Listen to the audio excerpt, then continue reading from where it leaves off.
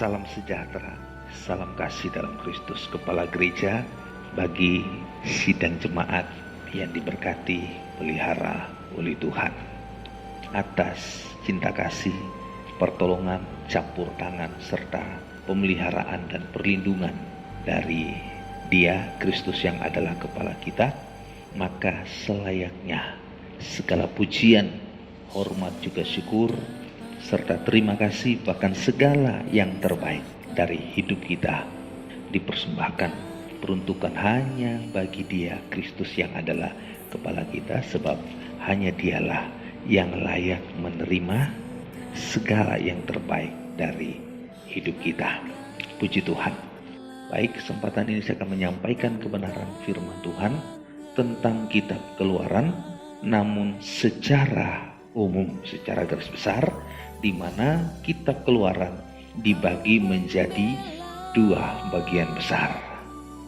Bagian pertama, Fatsal 1 sampai Fatsal 24, ini isinya Israel keluar dari Mesir dan lain-lain. Bagian kedua adalah Fatsal 25 sampai 40 atau Fatsal terakhir dengan isi yaitu Kemah Suci atau Tabernakel. Sekembali bagian pertama, di mana bagian pertama sangat berkaitan erat dengan keluarnya Israel dari Mesir. Karena pada saat itu Israel di Mesir mengalami suatu tekanan dan sangat berat tekanan yang mereka alami akibat kerja paksa yang ditekankan oleh Firaun kepada Israel. Israel mula pertama tidak banyak orang ketika mereka pergi ke Mesir, karena pada saat itu Yusuf sudah berada di Mesir dan mereka tiba di sana tidak banyak orang, saudara. Dan saya mengajak kita, baiknya coba kita baca pada Keluaran pasal 1 ayat 1. Demikian firman Tuhan. Inilah nama para anak Israel yang datang ke Mesir bersama-sama dengan Yakub. Mereka datang dengan keluarganya masing-masing, saudara. Nanti sudah baca terus sampai mulai dari ayat 2 sampai seterusnya.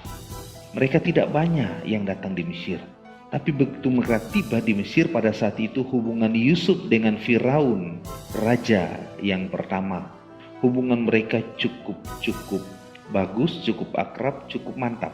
Puji Tuhan, sehingga Israel boleh ke Mesir seizin Firaun, karena Yusuf adalah merupakan orang kedua dari Firaun yang berhak atas seluruh Mesir. Yusuf pada saat itu menjadi penguasa, diberi kepercayaan sepenuhnya oleh Firaun, saudara. Puji Tuhan. Dan Yusuf mengundang orang tua keluarganya untuk datang tinggal di Mesir, di tanah Goshen. Dan mereka datang tidak banyak, hanya keluarga-keluarga beberapa puluh orang, saudara. Tetapi seiring jalannya waktu, Israel mengalami suatu perkembangan lewat kelahiran demi kelahiran, dan mengalami perkembangan yang cukup signifikan, saudara. Akhirnya, singkat cerita, sudah banyak bangsa Israel mau dibinasakan dengan cara setiap anak laki-laki harus. Tapi yang sudah ada, yang sudah dilahirkan ini bertumbuh menjadi besar dan dewasa, dan ujungnya Firaun mempekerjakan mereka sebagai pekerja rodi, yang dimana kerjanya kerja paksa. Karena meningkat ini Israel dan kerja mereka pun makin hari makin bisa dikata tertekan dalam pekerjaan ini, saudara. Puji Tuhan, sehingga mereka berseru kepada Tuhan tentang penindasan pekerja paksa yang sedang terjadi. Tuhan mendengar seruan mereka karena mereka adalah umat pilihan Tuhan terkait janji Tuhan. Puji Tuhan, akhirnya Tuhan mengutus satu pribadi yang namanya Musa untuk melepas Israel keluar dari Mesir. Tapi justru di balik itu, sebelum Israel keluar dari Mesir, tekanan demi tekanan terjadi bagi bangsa Israel. Justru semakin parah, semakin meningkat tekanan itu, saudara. Tapi Tuhan tak pernah kekurangan cara untuk menolong Israel. untuk menyelamatkan, melepaskan Israel dari Mesir. Tuhan punya cara, dan cara Tuhan adalah cara yang luar biasa. Cara Tuhan adalah cara bagaimana membuka mata daripada Firaun, termasuk juga membuka mata daripada Israel untuk melihat bahwa inilah cara Tuhan untuk menolong dan melepaskan mereka.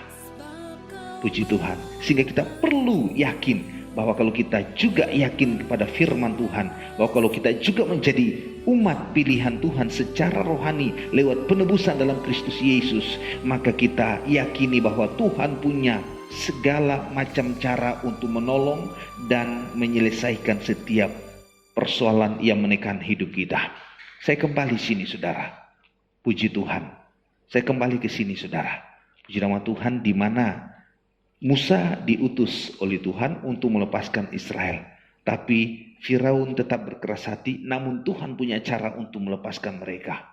Ya, mulai dari tulah pertama, terus berlanjut sampai kepada tulah ke-9 untuk memasuk pada tulah ke-10. Di sana terjadi hal yang luar biasa.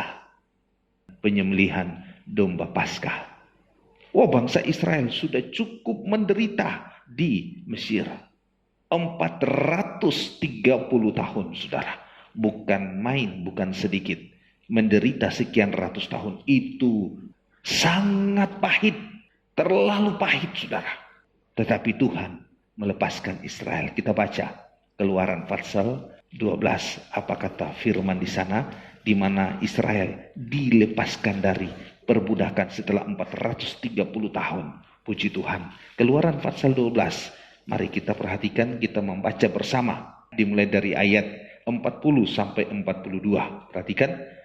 Lamanya orang Israel diam di Mesir adalah 430 tahun. Sesudah lewat 430 tahun, tepat pada hari itu juga keluarlah segala pasukan Tuhan dari tanah Mesir.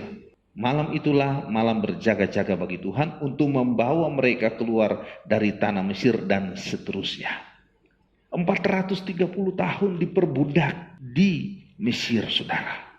430 tahun bangsa Israel terbudak di Mesir, saudara. Tapi Tuhan punya cara untuk melepaskan, membawa mereka keluar dari Mesir. Itu berarti Tuhan tidak mau bangsa Israel tinggal menetap di Mesir. Tuhan tidak setuju. Tuhan ingin membawa mereka keluar menuju satu tempat, itulah Kanaan, saudara. Dan kita tahu bahwa Tuhan juga tidak setuju kalau kita sebagai anak-anak Tuhan, sebagai Israel yang rohani, kita terikat dengan kehidupan dunia, kehidupan Mesir. Tuhan ingin kita keluar dari kehidupan itu, tapi dengan cara Tuhan. Bagaimana kita harus keluar agar kita tidak lagi terikat, namun kita keluar mencapai atau menuju suatu sasaran yang dikehendaki oleh Tuhan. Itulah Kanaan rohani.